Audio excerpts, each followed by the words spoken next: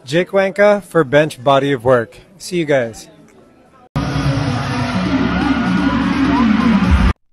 Mainit, wild.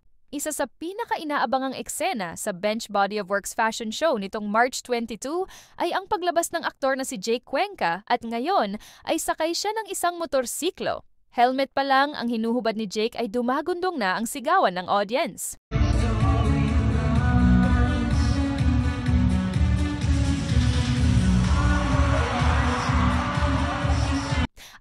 Alam ng lahat may pasabog na naman siyang dala na nakasanayan na ng publiko.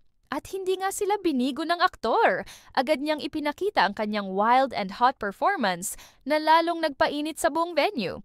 Tulad ng dati, nagtanggal ng suot si Jake at itinira lamang ang kanyang bench underwear na nagpakita ng kanyang toned at lean body. Halatang hindi biro ang paghahandang ginawa niya para rito. Bukod sa daring performance ay pasabog rin ang exit ni Jake sakay pa rin ng motorsiklo. Dahil sa kanyang fierce na performance, agad siyang nag-trending sa social media. Maraming fans ang nagsabing siya ang highlight ng gabi habang ang iba naman ay hindi pa rin makaget over sa kanyang jaw-dropping appearance.